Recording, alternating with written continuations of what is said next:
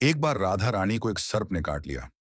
राधा जी की सभी सखियां दौड़ी दौड़ी मां के पास आई और कहती हैं, अपनी बेटी को देखो, एक काले सर्प ने इसे डस लिया है। और राधा के सिर से दोहनी गिर गई और वो बेहोश हो गई। अब इसके विष को उतरने के लिए किसी गुणी को बुलाना पड़ेगा।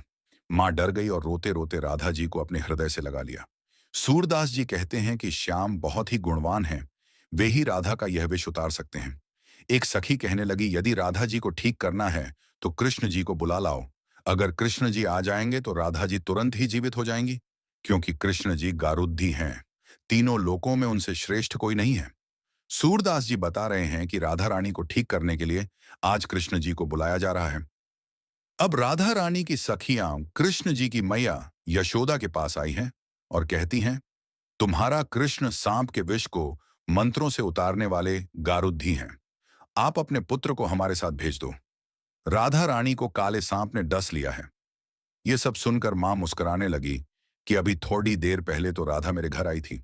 सूरदास जी कहते हैं, राधा रानी की मूर्छा के मूल कारण को समझकर मां यशोदा चुप हो गई और सखियों को वह कारण नहीं बताया। मां ने कृष्ण जी को पुकारा और मां कहती हैं, राधा के यहां कीर्ति नाम की ग्वालिन तुम्हें बुलाने आई थी, तुम वहां चले जाओ। राधा को काले सांप ने डस लिया है और तुम कब से गारुणी बन गए लाला। जल्दी जाओ और उसका विष झाड़ धराओ। सूरदास जी कहते हैं कि मां ने मन ही मन मुस्कुराकर कहा, कृष्ण, सुना है तुम कुछ ऐसा जंत्र मंत्र जानते हो कि काले सांप का विष उतार जाता है। भगवान कृष्ण जी गारुणी बनकर वहां आए। जब वृषभानु सुता राधा ने सुना तो मन में प्रसन्न हुई कि कृष्ण आज मेरे द्वार पर आए हैं, और अपने आप को राधा जी धन्य समझने लगती है। प्रेमवश में वह एकदम मुरझा गई और राधा जी की आंखों से प्रेम के आंसू गिरने लगे। राधा को इस प्रकार देखकर मां और भी व्याकुल हो गई।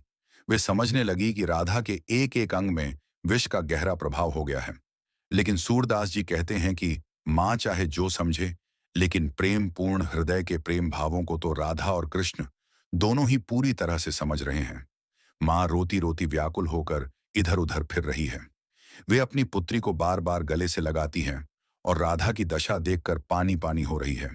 मां दौड़ कर आई, कृष्ण जी के पैरों को पकड़ करके कहने लगी, हे मोहन, मेरी लाडली बेटी राधा बहुत ही व्याकुल है, कृपा करके इसे ठीक कर दो। तब कृष्ण ने कुछ झाद फूंक करने शुरू कर दिया और राधा जी को स्पर्श किया। जैसे ही उन्होंने राधा जी को स्पर्श किया तो एकदम से किशोरी जी श्री राधा रानी ने आंखें खोल दी। सूरदास जी कहते हैं, श्री कृष्ण जी वास्तव में बहुत बड्ढे गारुणी हैं। शरीर का विष तो उन्होंने झाड़ दिया, लेकिन मन और सर पर प्रेम का जादू कर दिया। अब राधा जी ने होश में आकर अपने नेत्र खोले और आगे कृष्ण जी को खड्डे देखा तो बस एक तक निहारती रही। फिर लाज से एकदम खड्डी हुई और अपने अंग वस्त्रों को संभालने लगी। फिर राधा जी अपनी मां से पूछती हैं कि आज क्या है, सब लोग इकट्ठे क्यों हैं। मां ने कहा, राधा, तुम्हें सांप ने डस लिया था और तुम्हें अपने तन मन की सुधि नहीं रह गई थी। सूरदास जी कहते हैं कि माता राधा को बताने लगी कि कृष्ण ने मंत्रों के द्वारा तुम्हारा उपचार किया है। राधा की मां बार बार कुंवर कन्हई की बधाई कर रही है। मां ने कृष्ण जी के मुख को चूमा, गले से लगाया और फिर अपने घर भेज दिया।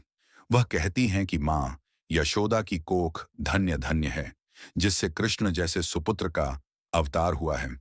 इसने तो तुरंत ही ऐसा उपाय कर दिया कि मेरी मरी हुई बेटी को जिंदा कर दिया।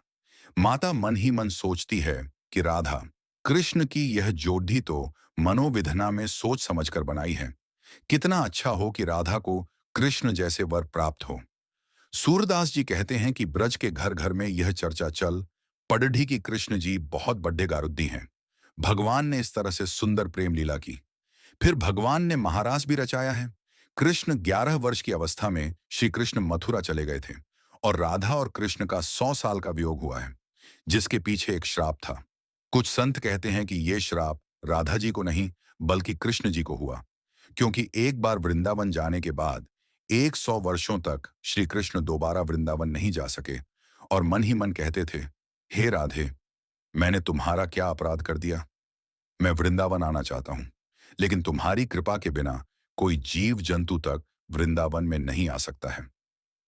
100 वर्ष बीत जाने पर राधा और कृष्ण दोनों का पुनर्मिलन कुरुक्षेत्र में बताया जाता है। जहां सूर्य ग्रहण के अवसर पर द्वारिका से कृष्ण और वृंदावन से नंद के साथ राधा आई थी। राधा सिर्फ कृष्ण को देखने और उनसे मिलने ही नंद के साथ गई थी।